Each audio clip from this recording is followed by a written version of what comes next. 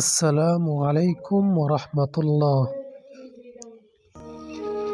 হে আদম সন্তান, তুমি কয়েকটি দিনের সমষ্টি মাত্র। একটা দিন চলে যাওয়া মানে তোমার কিছু অংশ শেষ হয়ে যাওয়া। যে আনন্দ তোমাকে আল্লাহর স্মরণ হতে ভুলিয়ে রাখে, তার চেয়ে উত্তম হলো ওই দুঃখ দুর্দশা যা তোমাকে আল্লাহর দিকে ধাবিত করে। দুনিয়া নিয়ে দুশ্চিন্তা করা অন্তর হলো অন্ধকারাচ্ছন্ন, আখেরাত নিয়ে দুশ্চিন্তা করা অন্তর হলো আলোকিত। মানুষকে জাহান্নামে টেনে নিয়ে যাওয়ার জন্য নরম আর তুলতুলে ছোট্ট একটা অসংযত জিহ্বাই যথেষ্ট।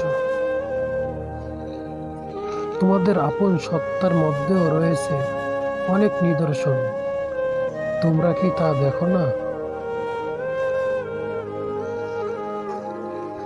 তোমরা যেখানেই থাকো না কেন, মৃত্যু তোমাদের নাগাল পাবে, যদিও তোমরা সুদূর দুর্গে অবস্থান করো। জাহান্নাম ও জান্নাতবাসীরা সমান নয়, জান্নাতবাসীরাই সফলকাম। দুয়া মুমিনের অস্ত্র, একে তুচ্ছ ভাবেন না। আমার ভয় হয় খ্যাতির কারণে শেষ পর্যন্ত আল্লাহর কাছে আমাদের কোনো ভালো আমলই থাকবে না।